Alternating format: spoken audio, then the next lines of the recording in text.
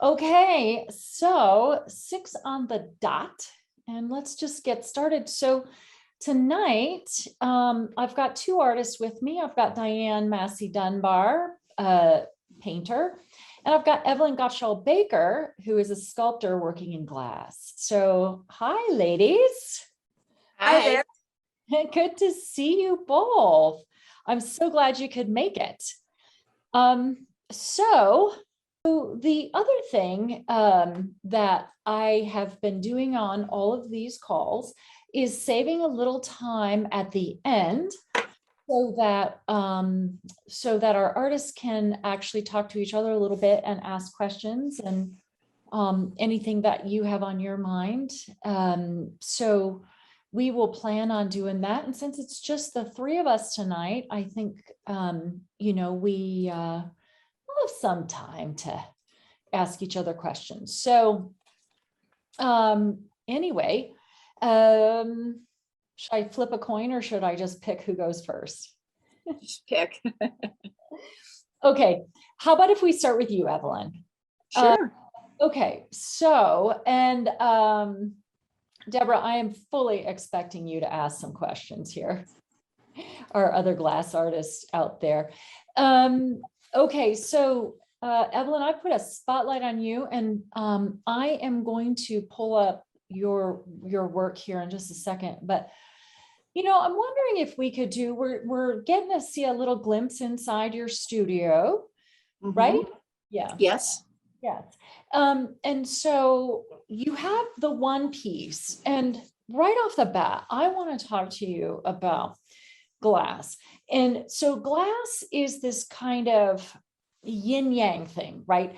It's very strong, yet it can shatter. And so as an artist, if you're painting on a canvas in oil and you've been working on it for weeks and you hate it, and you could just take a palette knife and scrape it all off, turn it to the corner, walk away disgusted, and come back the next day and start the painting again, right? Doesn't happen in glass. So tell me a little bit about that process and some of the things that you've had to deal with as a glass artist. That's kind of unique. This past year's been more of a challenge than I've had in quite a few years because I'm trying to learn some new techniques with casting. And last year, everything that I tried came out well. And I'm actually going to blame it on you, Rose, because you asked me how often I have failures. And I said, really not that often. And then this year happened. So, but I did get the wolf piece finished. It took a lot longer than I thought it would. The skull part, I'm real familiar with that process. It's something that I developed. So hang on a sec. Let me just go ahead. I'm going to just do a screen share because if we're talking about it, let's put it in front of everybody so we can see what you're talking about. So here is your piece. And let me see if I can get it in. Let's see how much I can get here in the screen. Okay, here we go. Okay, so here's what we have. And yeah, so we're talking about this piece and the skull part. So here's the skull part, right? Right. And the skull, this is my 5th skull. So I know this process really well. It's just a time-consuming process. This is the most complete skull that I've done with what I'll call the cheekbones underneath where the eye sockets are and everything. Now, let me stop you right there. Because I think a person, and I'll say this, when I first saw images of your work, and I think I told you this, I was like, so she's finding skulls out in nature and then she's creating work around them, which is not the case. You are actually creating these skulls out of glass. Correct. Okay, and it's not like you're using a mold. I use a mold for the initial process, where my where it differs is that when I fire, normally glass is fired in a mold, and I do not fire mine in a mold. So I have to use other support, but the technique that I'm using, a lot of it is, you know how if you're building a sandcastle on a beach, and even if the sand dries out, the sandcastle still stands, and it's because of all those different particles that are wedged together. That's what's happening with the glass powder that I'm using. So I can take it and put it in my kiln and it's not going to fall apart. I do, depending on the temperatures that I go to, I have to make sure that it's not melting and sagging. So I have to support it. But it's a pretty amazing process, and it works. So is this, so in the lost wax process of bronze making, so sculpt out of clay or clay wax mixture, create the mold, and there are various processes to do that. That's an art form in itself. Right. And then, fill it with wax and then all that kind of stuff. How is your process like and different? I really do, instead of creating my piece right from the get-go, it's all out of powdered glass that's mixed with a binder. And the binder is just xanthan gum that you can find at a health food store. It's it just allows me to work with it. And I can add to it, I can shape it, I can sand it, it's probably a lot like working with clay, although I do sand my pieces, some areas, with little files, emery boards and things like that. And I use dental picks. This is once I've got it. So instead of creating my object in wax or clay, I'm creating it in a powdered glass form. I let it dry and then I can work on it. And okay, so yours is actually the additive and the reductive process all in one piece. Yes. Okay. And then are they, because of that, they are all one of a kind? Yes. Okay, so it's right. Unlike bronze where you can do a run, you cannot. Correct. Now the bullets in the hand, that's traditional lost wax. So those I can, I could keep making multiples of those. Okay, and those are glass as well? Yes. And that's your hand you molded, My right? hand, yes. Yeah, okay, wow. Okay, so tell us about your year. What happened? Oh, it was just a learning year. As an artist, every once in a while, it's like, I'm gonna try something new and see if I can incorporate it into my work. And every step of the way was just a learning process. I made some small coyotes out of using the lost wax process. I have them right here. Okay. And while they probably look really good, so this is my clay model. This is traditional lost wax. And then this is the cast one, but I'm having problems with the mouth and the nostril area. And I just didn't feel that they were good enough to put in the show. So I'm going to be revisiting that, and hopefully they'll be in a future show. So that was part of what I was learning. By the way. What's that? Thank you for the quality control on that, by the way. Oh, yes. Yeah, they just, I mean, I can't sign my name to them. I can't put them in a show. So, hey, so getting back to this particular piece, I know you have, there's an actual kind of reason, story, dialogue behind this. Let's talk about that. Tell me about this. When Colorado citizens were being asked to vote on whether or not to reintroduce the gray wolf to our backcountry last year, I really started thinking about that. And as a person who loves wildlife, that side of me really I would love to see a wolf in the backcountry someday and have that privilege of seeing that. At the same time, I grew up on a farm, and our livelihood was dependent on the cows, the cattle, and milking. And I have no doubt in my mind, if something had threatened, our herd, Dad would have done what he would need to do to protect it. And Sure. that's what this piece is asking. Is the title of it is Would You? And we as individuals, we each have to make our choice as to, if you saw this magnificent beast in the backcountry, what would you do? Or if it was threatening your livelihood and your family, what would you do?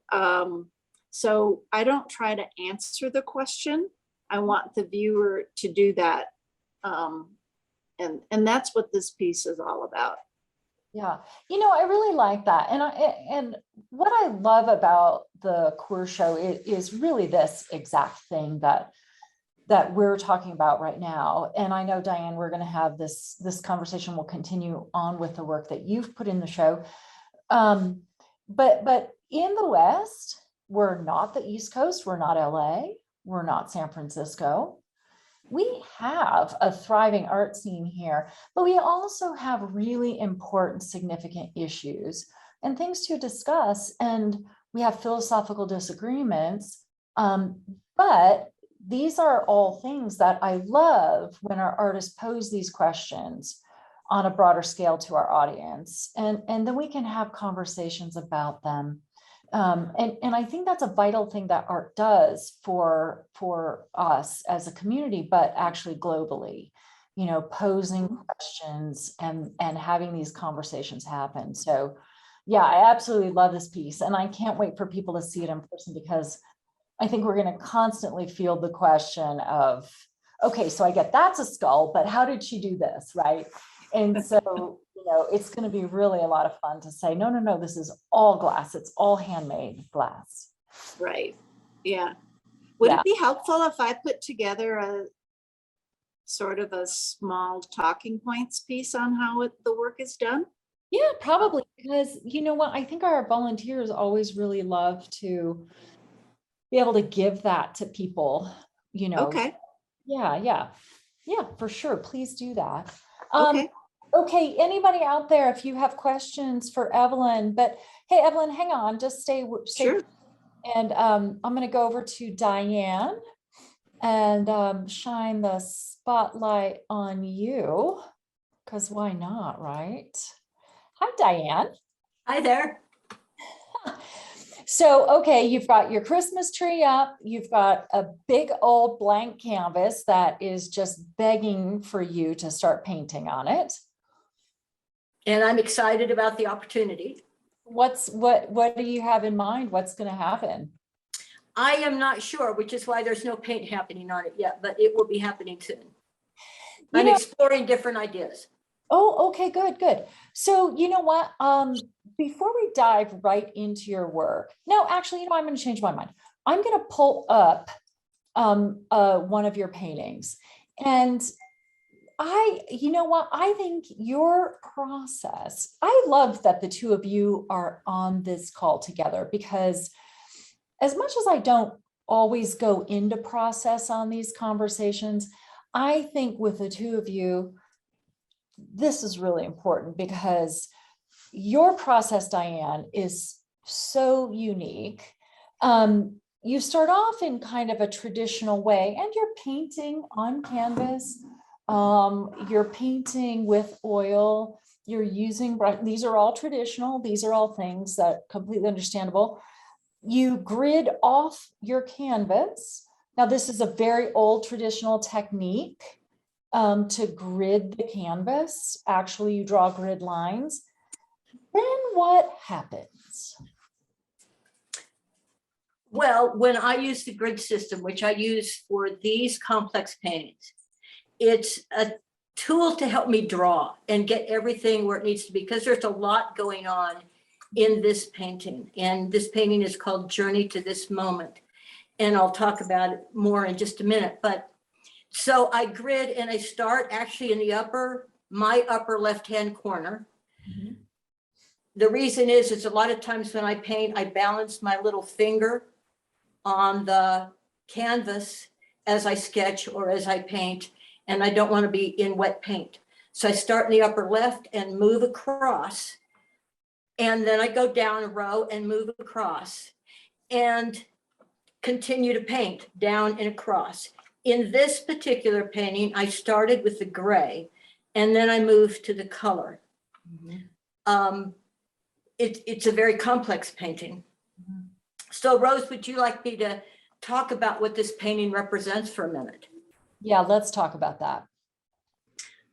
It's called Journey to This Moment, and it speaks to mindfulness. So I had a concept that I wanted to do a painting about being in the moment, because I am distracted some of the time. I miss the magic of little minutes that add up in a lifetime.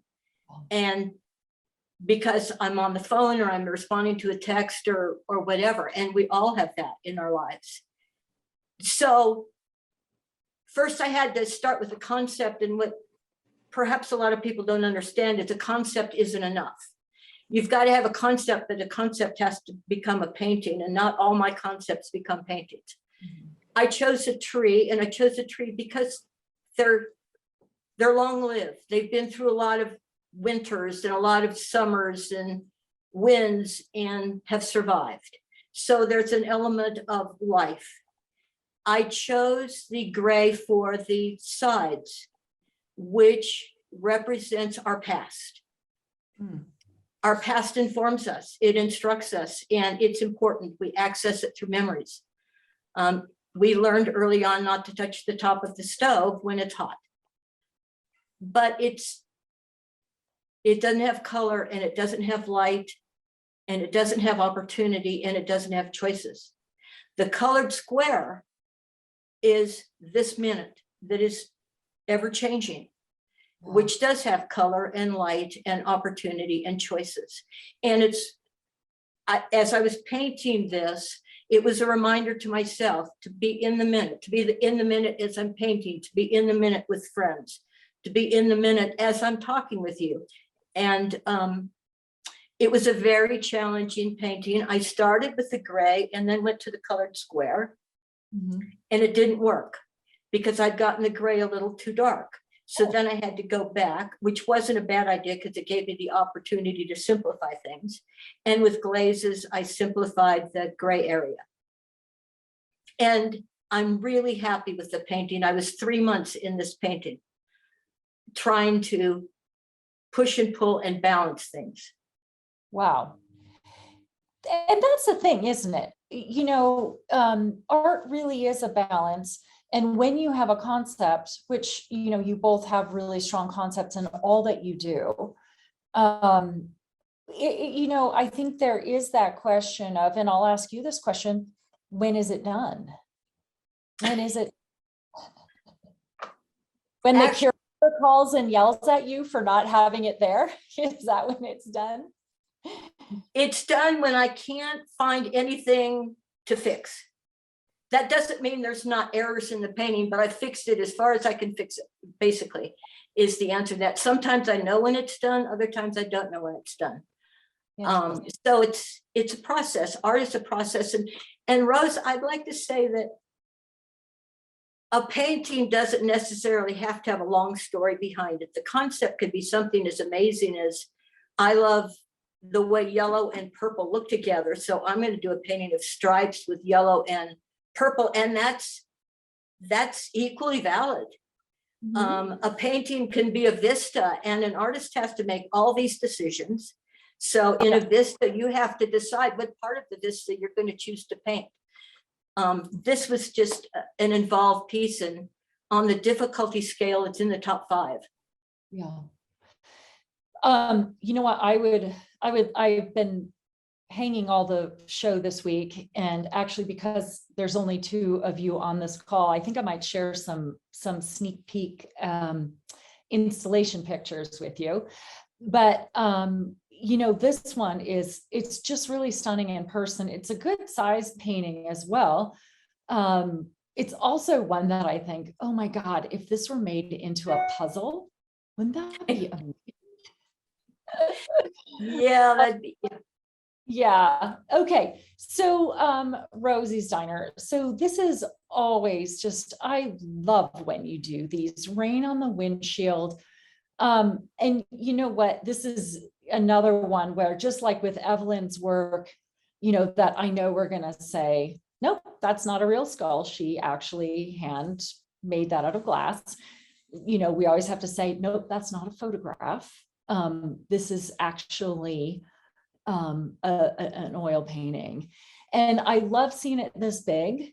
So Diane is a painter who, I've got a number of artists in the show where you can see brush strokes, you can see fingerprints, you can see all that good stuff in their work. Diane's, this painting is so, the surfaces are so smooth, but it really lets what's happening underneath the surface shine through. So talk about Rosie's. I'm mesmerized by Rosies Diner, and I think it's because of the diner experience on an emotional level. It's just a happy place. It puts me in a happy place. But what I really love about Rosies is the saturated color. Rosies have the bright red signs and orange signs and the purple and blue, and a lot of this I can actually use in this painting right out of the tube almost. Wow. And I just really enjoy these. They're complex paintings, but I enjoy painting these paintings. Again, for this, I used the grid system. Mm-hmm. And again, I was looking through the windshield as it was raining.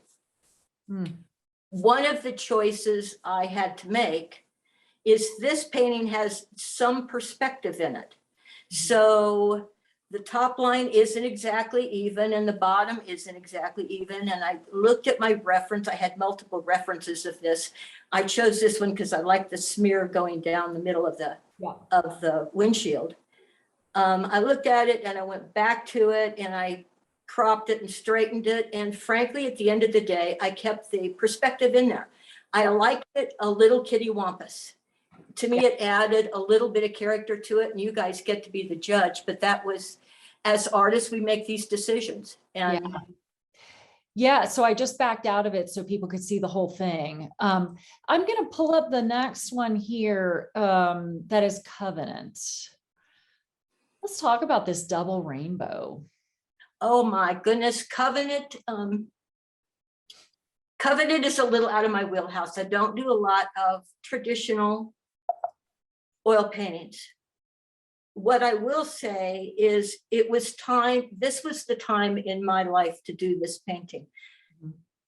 It's been a tough 18 months, and a rainbow for me represents hope and a promise, and covenant actually is a word that comes out of the book of Genesis. But let's talk rainbow, because I embarked on this journey and then I had to learn about rainbows. I didn't realize that rainbows have actual structure. They have an anatomy. And I had to study rainbows. And I could talk at length about rainbows, but I won't. But there are a few cliff notes. One is in a double rainbow, which this is. There is a dominant rainbow, which is the one on the inside, and the outer one is lighter and more faded. So that is one of the points to a rainbow. Another one is there's a band in between, and you guys can see it there. And that's called Alexander's band, believe it or not. And it's a little darker in value. Here's the problem I encountered. These values, the values in this painting overall are pretty compressed. Mm-hmm. I do have some darks and I do have some lights, but overall it's a pretty compressed value structure. And when I made Alexander's band too dark, which I did, your eye went up and right out the frame. Oh. So once again, I was faced with a push-pull in trying to balance the structure of the rainbow. So here's a little side note, a couple of side notes, and I've got some show and tell here. Along the way, my neighbor gave me a goose feather.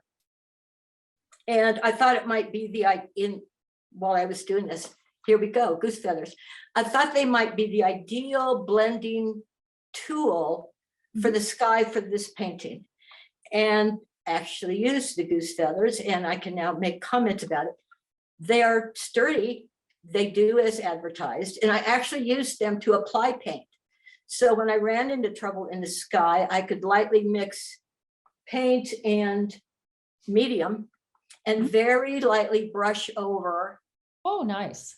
The surface. So anybody carefully looking at the sky and some areas of the foreground, so it's not just in the sky, there's a different kind of texture for me that incorporates these little tiny hairs. Wow. On an artistic viewpoint, you can wash them like brushes. They're incredibly durable. You can order them from Amazon, but they send you processed ones and they aren't quite as sturdy. And so I can tell you that about my experience with goose feathers, and I don't know if I'll continue to use them, but they were kind of fun. Very so okay. That's I'm gonna click over to a favorite topic for the teetotaler artist who did them. 6-pack. And you know what? This couldn't be more perfect for my audience. People love these. They love it. I love doing bottles. Anybody that knows my work know that I routinely do bottles. And the reason I do bottles is they come in infinite size, shape, color, transparency. You can get interesting reflections in bottles. Yeah. This is my first triptych, and that always sounds so impressive to me. So it's actually 3 separate paintings. It is framed as one because they're meant to be together. So you have a center panel and 2 side panels. I love the way I think the shadow goes across very convincingly through the 3 paintings. And I like the fact that the bottle cap in the middle panel is actually goes to the bottle in the right-hand panel. Yeah. I like the texture that I got in some areas of this painting. And honestly, who doesn't love Kurzbier and bottles? I mean, it's cool. So I enjoy doing bottles. My process in painting is to do a complex painting, much like we've seen, either Rosies or Journey to This Moment. And then I take a little bit of a breather and do bottles or whatever my still life is. I'm not saying they're simpler, but I have more room to play with them. So it's playtime when I do these still lifes. And so you don't do these with the grid system then? I do not. I actually set these up. Yeah. Yeah. Wow. And again, like Diane's a teetotaler, right? Right. Yes. Okay, wait, let me see. Did I get all of you? You have one more painting, don't you? No, I've got the 4. I got them. I got them all. Okay, so I'm going to stop a screen share. And okay, so people out there listening, participating, do you have any questions? If so, hey, let us know. Questions, and I am going to ask you all, do you know, Diane and Evelyn, do you have questions or comments for each other? And then I'm going to do a little show and tell myself. Oh, I have a question for Evelyn because I've not worked in glass. So Evelyn, how do you talk about firing glass, but to me that would melt glass. So is that a temperature control thing to keep the glass from totally melting and becoming a puddle? Yes, that's exactly it. Glass usually starts to melt and to fuse, the particles fuse together, starting around 1100 degrees. And the glass that I use normally, what they call a full fuse, where all of the particles are fully fused together, happens around in my kilns about 1480 degrees. So, you know, quite a several hundred degrees difference there. The pieces that I fire, like the skull, I do that at 1235 is the top temperature. It's about as low as what you can fire and have the particles stay together. So at 1100 degrees, they're just starting to fuse together, but they're not cohesive enough, fused together enough until I get over 1200 degrees. But I have to be very, very careful on how high I go. So what is the melting temperature of glass, to give me some reference? When does it just disintegrate? When it gets molten, that's in the upper 1400s, close to 1500. So when I'm, and even 1550. So on the hand and on the bullets, I have to take those up that high because that glass is melting into a mold. Okay. So it's two totally different processes. On, you know, the hand and the bullets are one process, and then the skull is another process, and they're at opposite ends of the spectrum on what you can do with glass. So on the skull, are you actually, when it goes in, when it comes out, do you actually do any more forming to it, or? No, it's done. What about the kind of, there's sort of almost lines in the where the skull bones kind of meet, you know, or Right, those are called sutures. Yeah. And the only thing that I do is before I fire, I take a little bit of what's called Rouge, the company's Rouge, and it's an enamel. It's a really fine powder, and you can use it to color glass. A lot of enamels are used in the ceramics industry, but there are some that are fusible. And so I brush on. Diane, you probably know what dry brushing is, right? Yeah. So I dry brush that really fine powdered enamel into each of those little suture lines, or where I want the bones to look like maybe they've weathered a little more, a little dirt on them. Sometimes I, use one or two bristles on a brush to do that, to get them into those little cracks and crevices. Wow. Wow. So I have a background as, in oils and watercolors, so that helps me with my glass on that. Yeah. Hey, do you want to do a little show and tell? You want to get a little sneak peek? And Evelyn, I'm just going to say Evelyn's the sculpture's not up yet. But I can show you some of the install in the gallery if you'd like to see. Sure. Yay. Kind of excited.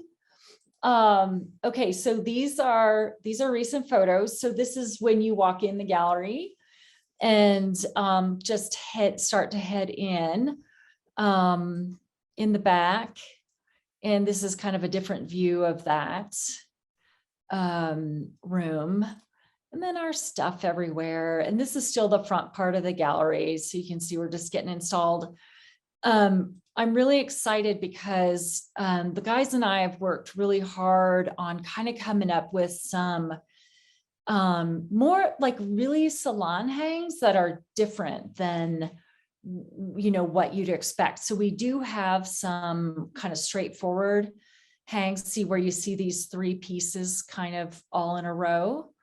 But then we also do some really kind of fun, unusual things where we put some pieces below the work, and we off-center pieces like these Scott Fraser pieces, and just get really kind of playful with it.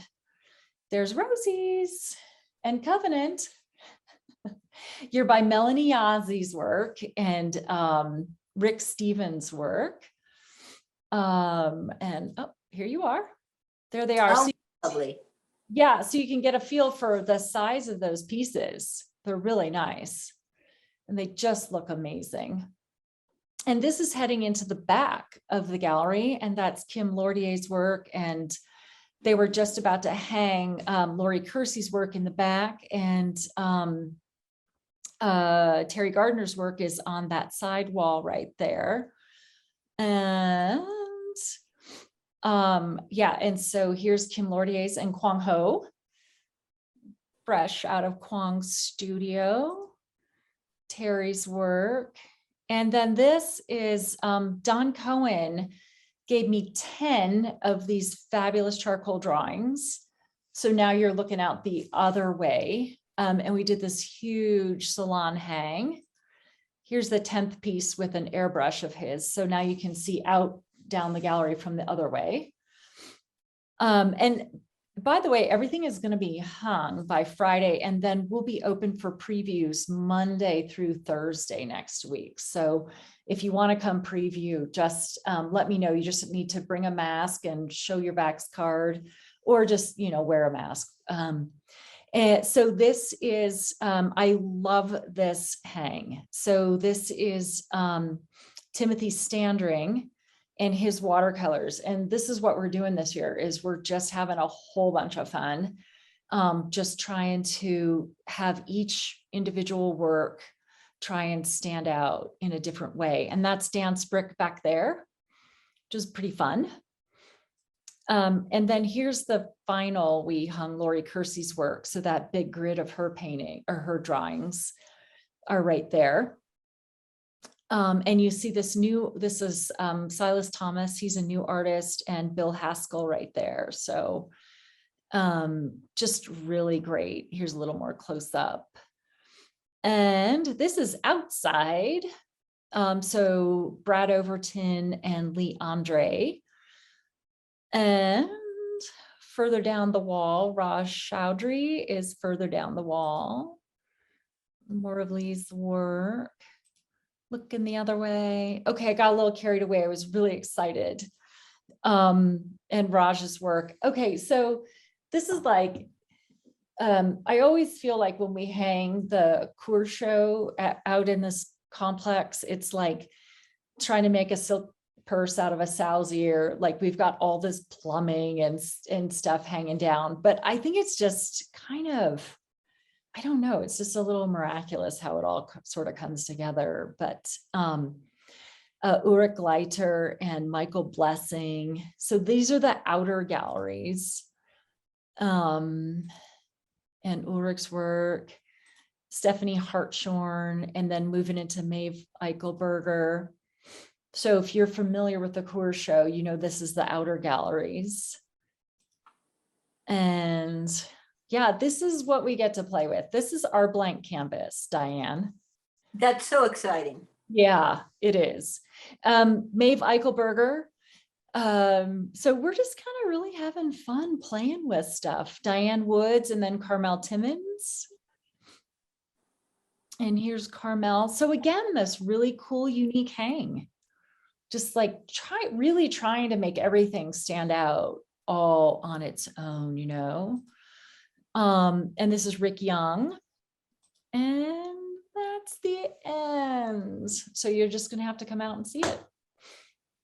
Oh, that's so exciting. Yeah. Thank you for sharing that. And I want to take this moment. Can I take this moment? Of course, please do. I want to thank you. I don't know of anybody that does such a wonderful job of representing artists and art and collectors and patrons, as well as the Coors Western Art Show as you. And I feel a great pride in knowing you. And I just wanted to say that. So thank you. Yeah, And I agree. It's amazing to, yesterday was the first time that I was at the show before the show was the show, and seeing it all hung and everything. And it just amazes me how you can transform that space and do justice to the art and the artists. It's amazing. Oh my gosh. So thank you. Thank you for saying that. I really appreciate it, because I feel like we're a team, all of us. We're a team, and Olive and Shelby are on this call, and it just, like, I think people don't really know that Olive, Shelby, and I are the only paid people working on this exhibit. Wow. And it's right. And so we have a great advisory committee, and we have such great support, and the artists, and so yeah, I mean, that really means a lot to me, because I feel like the these walls are my blank canvas. And so it's, yeah, and this is opening up your work is my Christmas for sure, hands down. So yeah, thank you. That's. Can I make a comment to Diane? Please. I just wanted to say, I remember seeing your artist talk from last year and then again this year, and the pieces through the windshield, like Rosies, even as a glass artist, I just find that so fascinating. And it's like, wow, how would I do that in glass? I'm always trying to think of how would I do that, but I don't understand how you do that with paint. So to make those water droplets in front. Actually, they aren't in front. They're actually part of the painting process, so they aren't an add-on. So as I'm going square to square on a gridded surface, I actually draw the raindrops. Wow. At the same time, I'm applying the sky or the building. So the raindrops are integrated into the process. And it's a matter of value and color and edges and all of that to make those raindrops come alive. Right. Well, you do a fantastic job with it. And as a glass artist, the way that I would approach it is to do the background and then take pieces of glass that are either pre-melted, different shapes, and put them on top. So, Yeah. and I think that's why I got more into sculpture. I kept trying to work in 2D and get more and more texture. And it's like, I might as well just try to start this, become a sculpturist. And now I'm happier. Yeah. So I just pulled up Rosie's again so people could see exactly the question that you're asking. And right. That's fascinating. yeah. And, I think it's like that rainbow. And, since we have a little time, I love this story, Diane. So if you don't know this story or not, but Diane was terrified of thunderstorms. I mean, really kind of a phobia, right, Diane? It was. And for people that don't struggle with anxiety, they aren't going to understand, and that's fine. But I did have trouble with thunderstorms. And if there was a dark cloud in the sky, I wanted to be in the basement.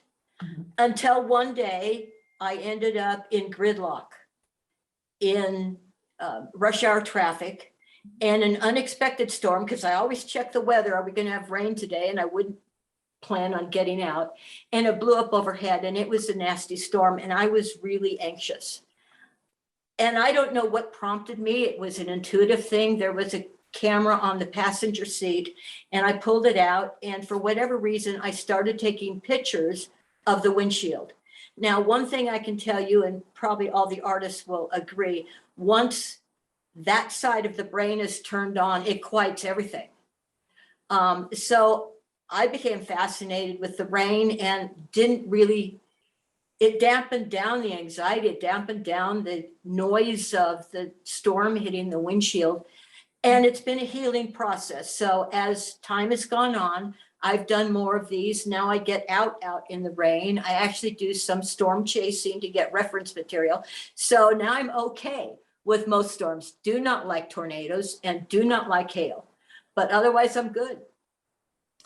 So, I think it's really interesting, the way you pull these off as well. And I've watched you work. I've seen the grid system. I've seen that.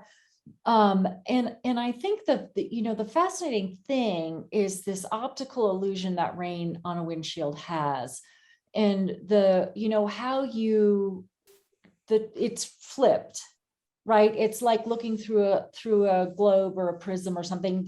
Everything is shifted, right? To create that all together. And so when you're doing your grid squares, at the end of it, you blend everything together. Yes? I work with it so I start in the upper left to go across and work down, but there's a constant revision as I'm working. It's not like I nail it. That first square matters because things are going to hinge on that, but it's not like it's etched in stone. So I may get 6 squares in and realize I need to make adjustments to 1. I may get 3 rows down and realize I need to make adjustments as I go, a value adjustment or an edge adjustment. And I do that all the way through the course of painting. And I do that after the painting is finished. I add maybe something's too dark in a value and I have the opportunity to dry brush. I want to make the raindrops really stand out. So I may make them lighter in. So it's the process of painting. Yeah. Okay, so I think Evelyn, we lost your video for some reason. Where did Evelyn go? Huh, we scared her away. No, kidding. We lost connection with Evelyn. Oh, there she is. There she's back. And you're on mute. You're on mute, Evelyn. You're on mute. We're having some internet problems here. Oh, yeah. So Peggy just commented, looking forward to seeing the show. Yeah, I hope my photos whet your appetite. They're not great, but I'm excited. yeah, I am too. I can't wait for people to come in. So I know we've been getting a lot of questions about the COVID protocol and things like that. So I want to let you know that in Denver, the protocol is right now mask, unless everyone is vaccinated, or 95%, I believe, are vaccinated. We are wearing masks at the National Western. And so when you come into preview next week and for the Young Guns event, you will be masked. They're going to ask people to show their vaccination cards. We're doing some talks and tours, and I'm hoping that people will be vaccinated for those so that I don't have to try and shout through a mask and lose my voice, but we'll see, because I just really want to keep everybody safe. The mask mandate and the mandates end on midnight on January 3rd. So that is our last preview night, or our preview right before the red carpet gala. For the red carpet gala, there are no mask or vax card mandates. I will be there. I will be masked, of course. And so I think, you know, I would just ask everybody to be safe. And, you know, I know I've talked to you, Diane, and others about just, you know what, just be safe this year. The show is gorgeous. There'll be time for you to come see it. You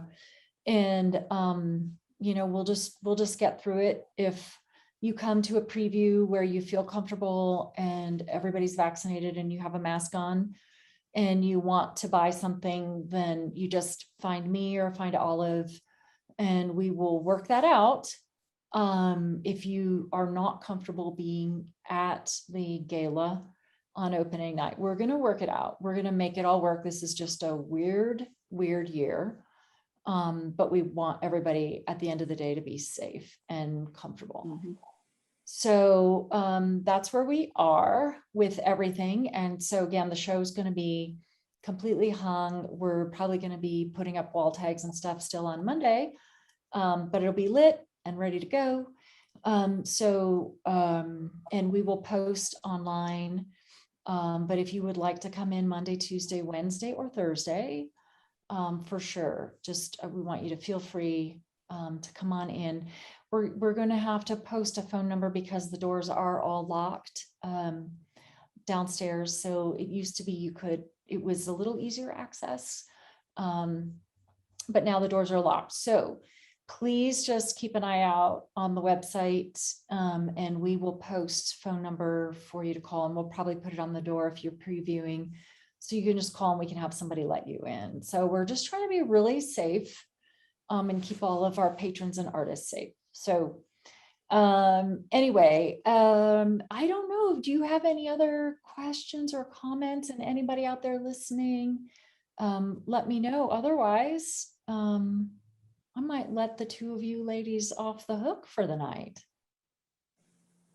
We good? I'm good, and have a very Merry Good. Christmas. Yes.